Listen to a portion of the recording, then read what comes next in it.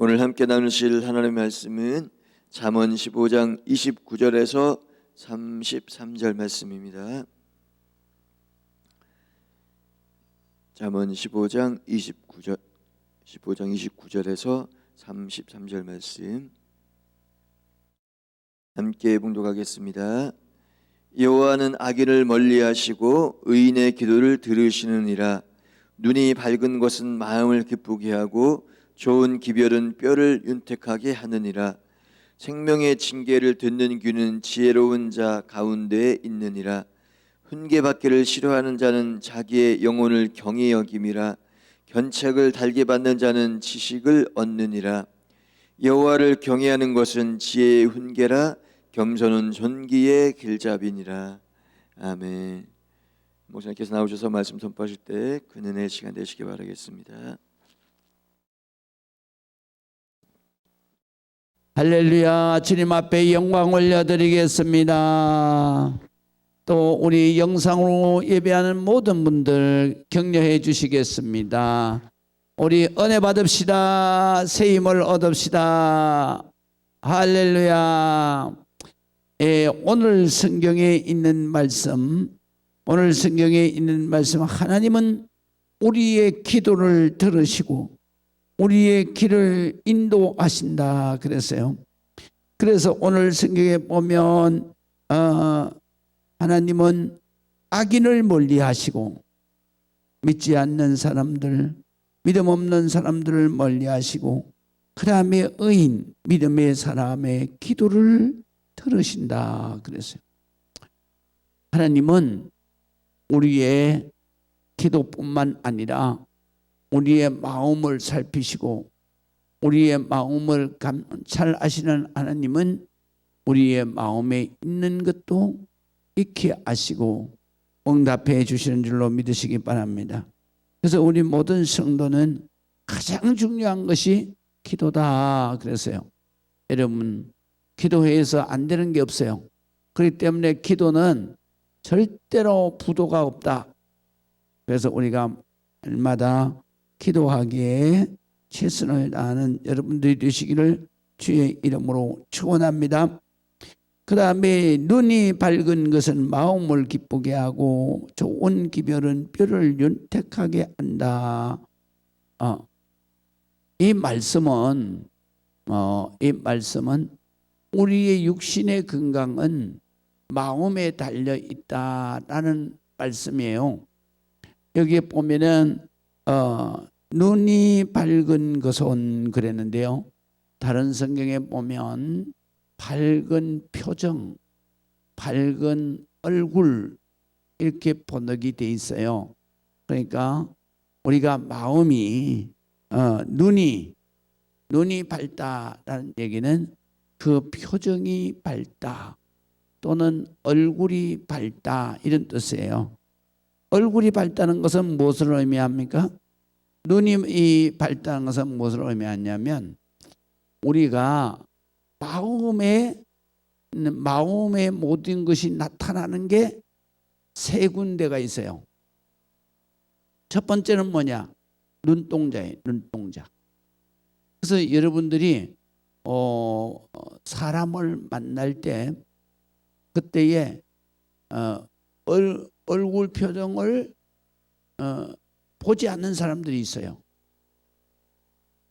특별히 바로 눈을 주시해 보지 않는 사람들이 많아요.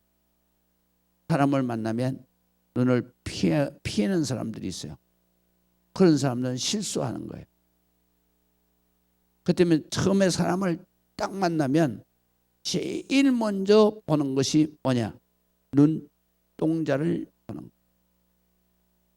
눈동자를 딱 볼 때 그 눈동자가 정함이 있어야 된다라는 거예요. 정함이란 게 뭐냐면 눈동자가 불안해서 흔들리면 그 사람은 어딘가 마음에 불안을 갖고 그러나 바로 눈동자가 밝고 그리고 흔들리지 않는 그런 사람은 마음이 바로 편안한 사람. 그래서 우리가 죄인이나 범죄자나 이런 사람들은 절대로 상대방의 눈동자를 보지를 못해요. 그래서 딱 대면하면은 눈이 자기도 모르게 피해요.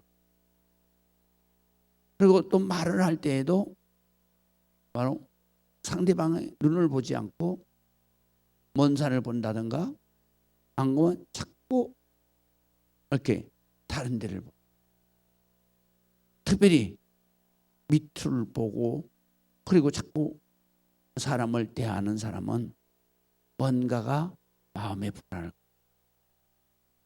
그렇기 때문에 여기에서 바로 눈이 밝은 사람이라는 얘기는 눈을 얘기하기도 하고 그 다음에 얼굴 표정을 얘기도 하기도 하는 건데, 그래서 밝은 눈, 그것이 바로 마음을 나타내는 것이다. 그 다음에 두 번째로 우리가 마음은 볼 수 없잖아요. 근데 두 번째로 이제 마음이 나타나는 게 뭐냐면 그 사람의 얼굴 표정입니다. 그래서 오늘 성경에 이 히브리 말은 눈을 얘기도 하기도 하고 얼굴 표정을 얘기하기도 하고 얼굴을 얘기하기도 하고, 그래서 성경마다 또는 번역이 달라요. 그래서 눈이 밝은 사람 또는 표정이 밝은 사람 또는 얼굴이 밝은 사람, 이렇게 각각 다르게 이렇게 번역이 되어 있어요. 그런데 표정은 얼굴, 마음의 바로 거울이에요. 그렇기 때문에 얼굴 표정은 사람을 딱 대하게 되면 얼굴 표정이 밝은 사람이, 그 사람이 바로 마음이 밝고 편안한 사람.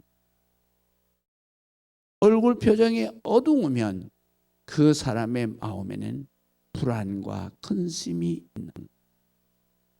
그렇기 때문에 우리가 오늘 성경에 보면 바로 눈이 밝은 것은 그랬어요. 그래서 우리가 자녀들 항상 교육을 시킬 때 두 가지를 정확하게 교육을 시켜야 돼요.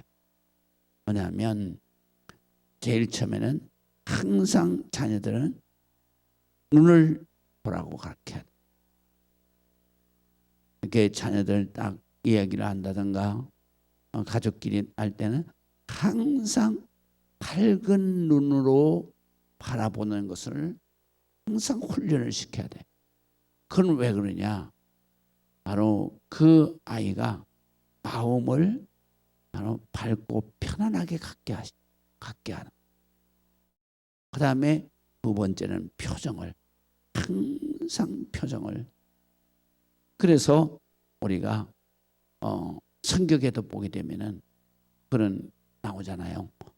느헤미야 성경에 보게 되면 느헤미야가 금식을 하고 자기 민족을 위해서 회개 기도를 했을 때 그때 왕이 부르잖아요. 그래서 느헤미야는 뭐를 맡았냐 하면 왕의 술 맡은 간원장이에요. 연회를 다 맡는 사람. 그리고 왕이 마실 술을 왕 앞에서 먼저 마시고 그 다음에 왕에게 술잔을 올리는 거예요. 그것은 가장 믿는 최측근인 거예요. 그런데 이 사람은 표정을 절대로 어둡게 하면 안 돼요. 그런데 자기가 자기 민족을 정말 회개하면서 기도하면서 금식하면서 그래서 얼굴이 아주 상했어요. 그래가지고 왕이 불러서 바로 술잔을 올리게 되는데 왕이 딱 가니까 첫 마디가 뭐라고 그러냐면 이렇게 말해요. 내 얼굴 표정이 왜 그러냐? 라고 문. 이거는 자기 죽음과 직관되는 거예요. 왜냐하면 왕이 술잔을 안 받는 거예요. 왜? 얼굴 표정이 어둡고. 그래서 왕이 묻는 거예요. 그때에 이 느헤미야가 성경에 보면 하나님 앞에 잠시 묵도하고 이렇게 기록. 우리가 성경을 읽을 때 그런 걸 잘 봐야 돼요. 위기 순간이잖아요. 그때에 느헤미야는 어떻게 했나? 왕이 이렇게 딱 묻는데 그는 당황해야 되는데 당황하지 않게 않기 위해서 뭐냐? 하나님 앞에 잠시 묵독 소리 없이 마음으로 기도했다. 그때에 하나님이 그의 마음에 용기를, 그래서 절대로 하면 안 될 말을 해. 그게 뭐냐? 내가 진실되게 왕에게 말해야 돼. 그래서 마음에 바로 하나님이 응답을 주시는. 그랬을 때에 이 느헤미야의 얼굴이 다시 밝.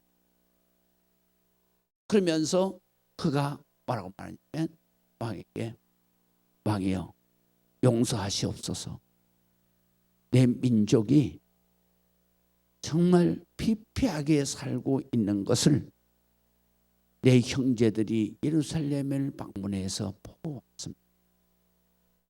내 동족이 피폐하게 살고 있고 내 고국이, 하나님의 성전이 무너지고 그 고국의 성이 완전히 무너져서 짐승이 사는 그런 돌무더기가 되어 있다는데, 그리고 내 동족이 거기에서 정말로 피폐하게 살고 있다는데 내가 어떻게 마음이 편할 수가 있겠습니까? 그래서 제가 금식을 하고 기도를 했습니다. 그러면서 거기에서 더 하나님 앞에 더 나가서 하나님이 주시는 말씀을 담대하게 말해. 뭐라고 하냐면, 왕이여 저를 보내실 수만 있으면 그러면 제가 동족에게로 가서 그들의 불행한 그런 삶을 도와주고, 그리고 성을 정말 집을 짓고 살 수 있을 정도로 성을 다시 쌓아서 그래서 동족들이 좀 편안하게 살 수 있도록 그렇게 해주고 다시 돌아오면 안 되겠습니까? 그렇게 말을 하나님이 느헤미야에게 주신. 그러면서 하나님은 왕의 마음도 변화를 시킵니다. 절대로 자기 신임하는 이 술잔을, 그 채착분을 보내줄 수가 없어요. 그런데 하나님 앞에 기도하니까 하나님이 왕의 마음도 바꾸고, 그래서 왕이 그래 그러면 갔다 와라. 그래서 총독으로 임명을 해. 그리고는 또 자기가 초서를 써서 이 총독으로 임명을 하는데 왕의 그 이 신분증이 없으면 안 되거든요. 그래서 조서를 써서 신분증을 만들어 주는 거예요. 이 사람은 바로 예루살렘의 총독으로 간 내 신하다. 그렇기 때문에 가는 데마다 바로 나를 대하듯이, 그러니까 이 왕에게 대하듯이 그렇게 정성으로 대하고, 그다음에 이 사람이 필요로 하는 모든 것들을 바로 각 지방의 총독들은 도와줘라. 그리고 자기 왕을 호위하는 시위대 군사들을 바로 느헤미야에게 붙여서 느헤미야를 호위해서 갔다. 놀라운 일이죠. 그건 어떻게 되냐? 하나님의 계획하심에 있는. 그런 하나님의 계획하심에 있어도 이 사람이 하나님 앞에 기도하는 사람이 아니면 그 계획은 무사. 그래서 느헤미야는 금식하면서, 그러면서 했고, 위기 순간에도 그는 하나님 앞에 눈 뜨고 기도하는, 속으로 잠시, 그때 하나님이 급히 성령의 역사를 하시는. 그래서 임금의 마음도 놓고, 그 다음에 이 느헤미야의 마음도 용기 있는 담대한 마음을. 그래서 표정이다. 그래서 우리가 성경에는 이런 것이 굉장히 많이 나옵니다. 그렇기 때문에 우리가 항상 눈동자를 그리고 항상 얼굴 표정을 반드시 잘 관리해야 돼. 그 다음에 우리 마음을 나타내는 것이 어디 있는? 말에. 그 사람의 마음이 편안하지 않다. 그러면 항상 말이 거칠어집니다. 그렇기 때문에 또 그 사람의 마음, 인격에 따라서 말투가 달라. 그렇기 때문에 우리가 항상 마음은 우리 눈으로 보이지 않지만 그러나 마음을 나타내는 것은 이렇게 세 군데가 있다. 그래서 눈동자, 얼굴 표정, 그 다음에 말. 이거는 내 마음을 많은 사람들에게 보여줘. 그렇기 때문에 우리가 항상 이 마음 관리를 잘해야 돼. 그래서 요새 성경에 계속 잠언서에 나오잖아요. 악인의 꾀, 악한 생각을 안 된다. 얼굴에 나타나고 눈동자에 나타나기 때문에 말에 나타나기 때문에. 그래서 또 내 얼굴 표정, 그 다음에 눈이 밝은 것은 자기의 육신의 건강도 좌우한다. 이거. 영향을 미친다. 이거. 그리고 또 뿐만 아니라 마음을 기쁘게 하고 그 다음에 마음이 기쁘게 하는 것이 또 하나 있다. 그게 뭐냐면 좋은 기별이라고 번역을 했는데 이건 소식을 말해요. 소식. 좋은 소식은 무슨 소식이겠어요? 다른 성경에는 기쁜 소식이라고. 좋은 소식은 기쁜 소식. 우리의 마음은 기쁜 소식을 들을 때 마음이 편안하고 기쁘. 그랬을 때 그의 얼굴 표정도 달라지고 눈 표정도 달라지고 말도 달라지고. 그래서 이렇게 마음이 달라지면 마음이 평안하면 건강이 복을 받는. 그러나 마음이 평안하면 뼈를 윤택하게 한다. 그래서 이 잠언서나 바로 성경 말씀에는 건강을 얘기할 때는 항상 뼈를 얘기해요. 그래서 뼈가 건강해야 그 사람이 건강한 사람. 그런데 제가요, 의료 그 방송을 보다 보니까 의사가 나와서 그러는 거예요. 우리가 건강하게 평생을 살라 그러면 어떻게 해야 되느냐? 내 육신이 뼈를 다치면 안 돼. 사고가 나든지 안 그러면 병에 걸리느냐. 그러니까 뼈에 문제가 생기면 그 사람은 건강에 문제가 생겨. 그래서 이 교통사고 이렇게 나지 않도록 운전 잘해야 된다 이거. 내가 그 방송을 보고 나서 운전할 때마다 네. 그래서 그때부터 제가 운전을 방어 운전합니다. 항상 앞에 옆에서 뭐 끼어들겠다 뭐 이런 사람 있으면 얼른 끼어주고 그 다음에 또 이제 그 뭡니까 막 뒤에서 막 가속하는 사람 있잖아요. 그런 사람 딱 나타나면 그러면 얼른 난 속도를 줄이고 그리고 그 사람들 피해서 다니고. 특별히 제가 조심해서 다니는 것은 버스나 대형차, 그다음에 트럭이나 이런 차가 옆에 있을 때에는 내가 속도를 늦춰서 그 차를 피해서 다니고. 이게 방어 운전. 왜?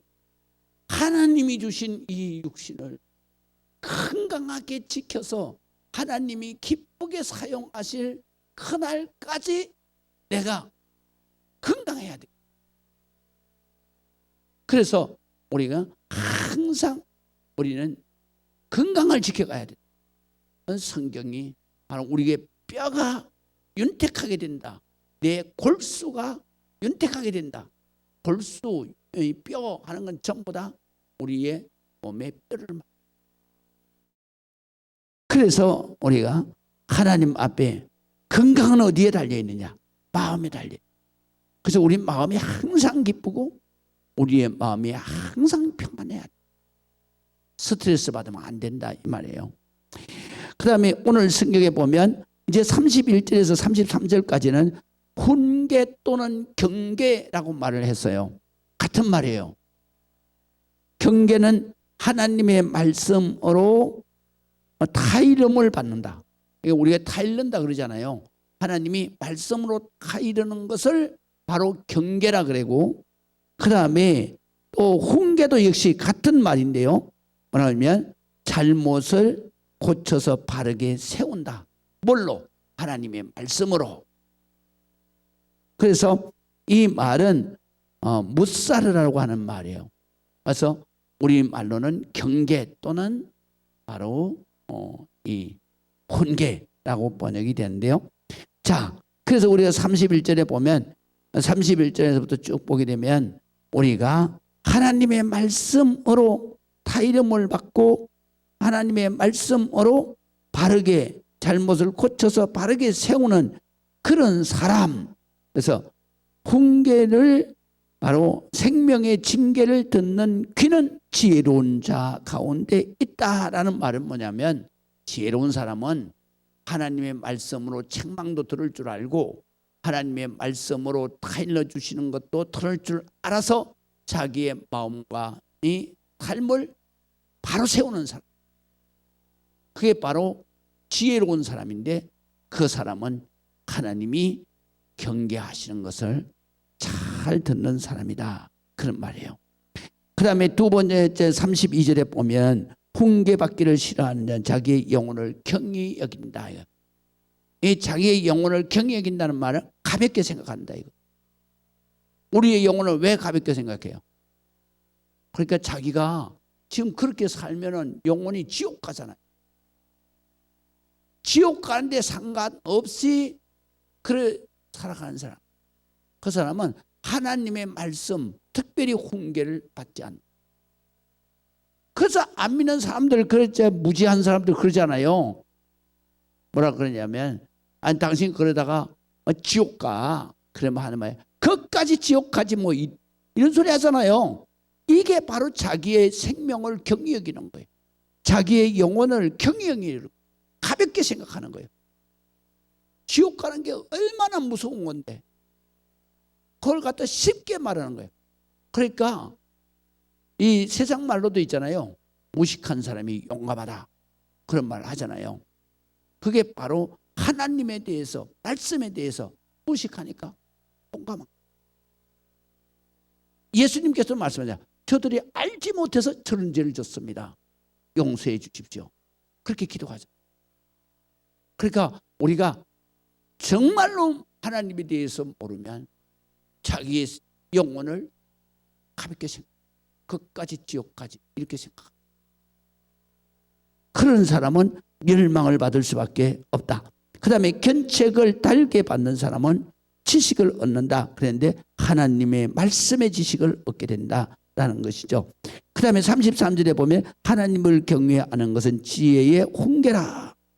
그래서 지혜의 훈계라는 말은 뭐냐면 바로 하나님을 경외함이 지혜의 근본이다 라는 말과 똑같은 말이에요. 그래서 바로 여호와를 경외하는 것은 바로 지혜의 훈계다. 그래서 우리가 하나님의 말씀으로 뭐를 우리가 가장 중요하게 생각해야 되냐면, 하나님의 말씀을 들으면서 내 잘못된 것을 바르게 고쳐 사는 것을 바로 지혜의 근본이다. 그렇게 생각하라는 것이죠. 그리고 겸손은 종기의 길잡이다 그랬는데요.